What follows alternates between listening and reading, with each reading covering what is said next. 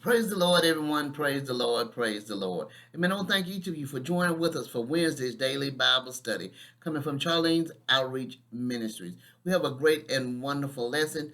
John prepares the way for Christ. John prepares the way for Christ.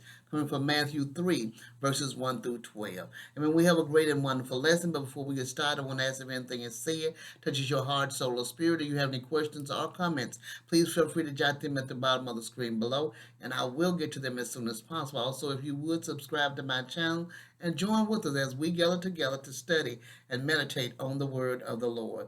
Amen. We'll get ready to move into our lesson, but first we're going to have prayer. Our Father which art in heaven, hallowed be thy name. Thy kingdom come. Thy will be done on earth as it is done in heaven. Give us this day our daily bread, and forgive us our debts as we forgive our debtors. And lead us not into temptation, but deliver us from evil. For thine is the kingdom, the power, and the glory forever. Dear God, we thank you for all that you have done, you is doing, and you shall do in each of our lives. We give you the honor, the glory, and the praise, Heavenly Father. Father, we ask you to forgive us of our sins, Father, and dash them in that sea of forgiveness where they may not rise in this world and neither the world to come, Father. We thank you for all that you do in each of our life in Jesus' name. Lord, we ask that you would open our eyes we may see and our ears that we may hear, and give us wisdom, knowledge, and understanding from on high as we study and meditate on your word. In Jesus' name, amen. All right, we're going to get ready and move right into our lesson. Uh, John the Baptist prepares the way. John prepares the way. Matthew 3, verses 1 through 12. Amen. Verses 1 and 2 says, In those days John the Baptist came preaching in the wilderness of Judea. Repent, for the kingdom of heaven is at hand. As we see, John the Baptist was 6 months. He was 6 months older than his cousin Jesus, as we see in Luke 1 and 26 and Luke 1 and 36. He stepped onto the stage of history to serve as forerunner for the King of Israel. His unlikely parish was the wilderness of Judea, an arid area extended from Jerusalem to Jordan. John's message was, Repent, for the kingdom of heaven is at hand. The king would soon appear, but he could not and would not reign over people who clung to their sins. They must change directions, must confess, and forsake their sins. God was calling them from the kingdom of darkness to the kingdom of heaven. Verse 3 and 4 says, For this is he who was spoken of by the prophet Isaiah when he said, The voice of one crying in the wilderness, Prepare the way of the Lord, make his path straight. Now John wore a garment of camel's hair and a leather belt around his waist, and his food was locusts and wild honey. As we see, as we return to the Matthew 3, we note the preparatory ministry of John had been prophesied by Isaiah over 700 years before his time. The voice of one crying in the wilderness, Prepare the way of the Lord, make straight in the desert a highway for our God. Isaiah 40 and 3.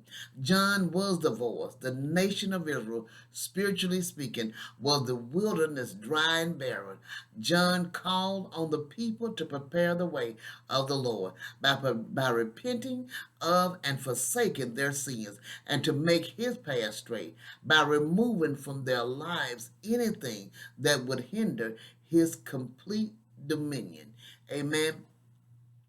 Uh, uh, as we see, the baptizer garment was made of camel's hair, not the soft, luxurious camel's hair cloth of our day, but the coarse fabric of an outdoorsman. He also wore a leather belt.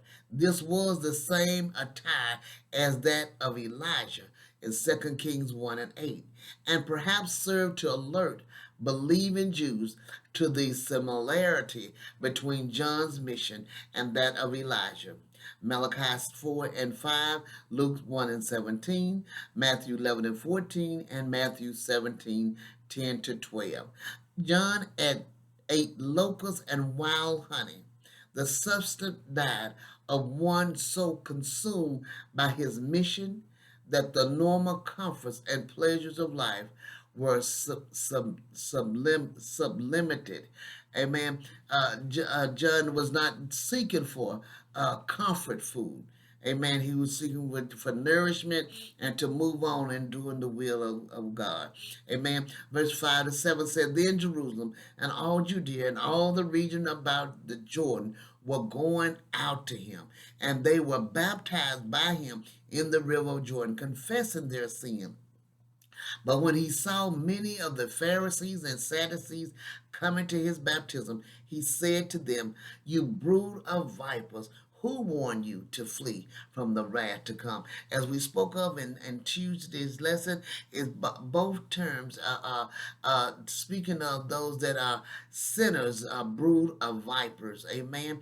And said the people flocked to hear him from Jerusalem, all Judea, and the Transjordan area. uh, John had a good following. Amen. Even though you would think he's out in the desert, he's out nowhere, he had a well following. He has had a very strong following that he was over. Amen. And said, people they flocked around. Some of the people responded to his message and were baptized by him in the Jordan, saying in effect that they were ready to give full allegiance and obedience to the coming king.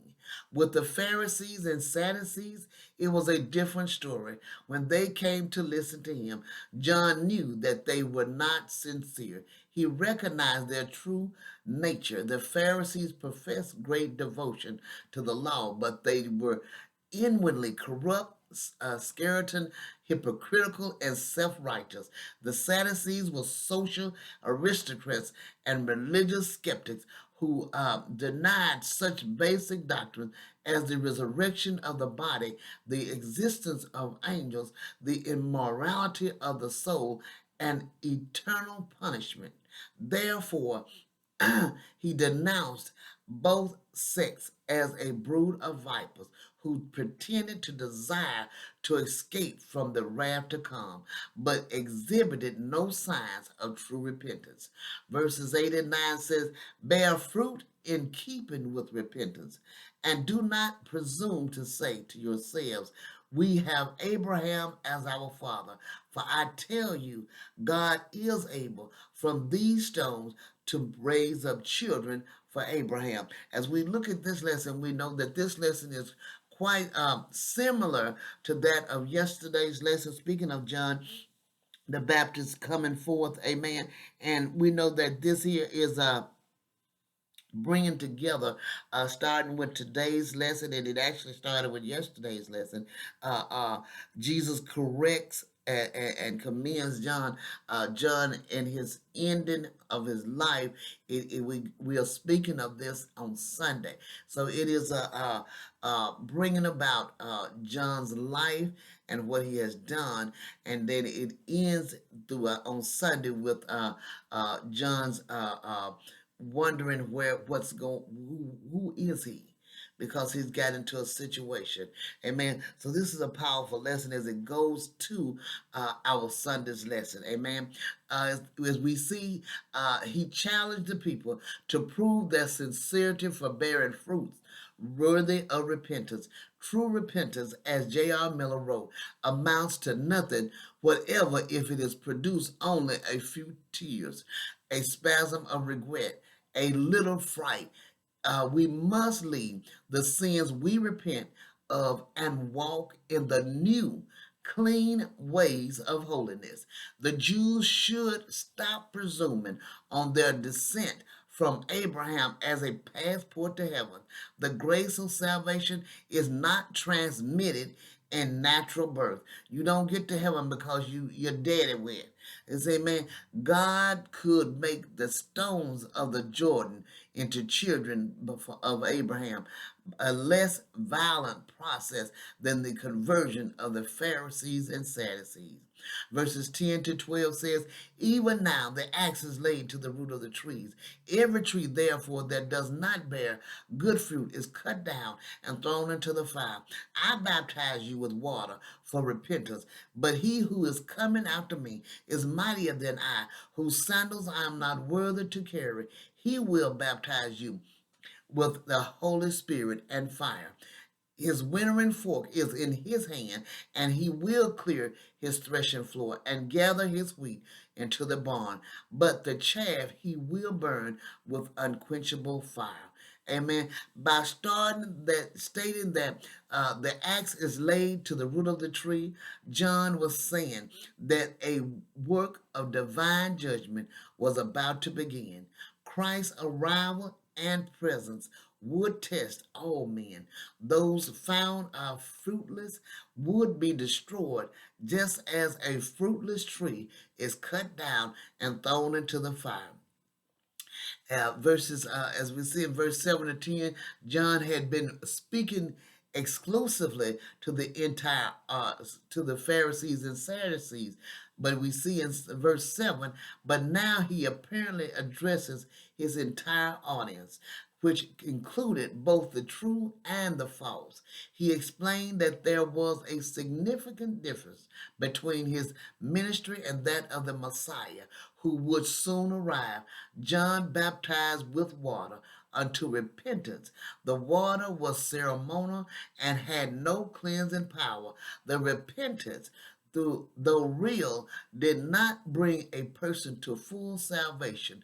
John viewed his ministry as preparatory and partial. The Messiah would completely overshadow John. He would be mightier. He would be more worthy. His work would reach farther, for he would baptize with the Holy Spirit and with fire. And he would reach back to the ends of time and come up to today's time and bring everybody in. Amen. He reached out. He reached out back in Abraham's day. He reached back in Moses' day and brought all those that had served and been counted worthy and brought all those when he came to the scene. Amen. This is a great and powerful lesson. I pray you meditate on this lesson and have a wonderful and blessed day. God bless you.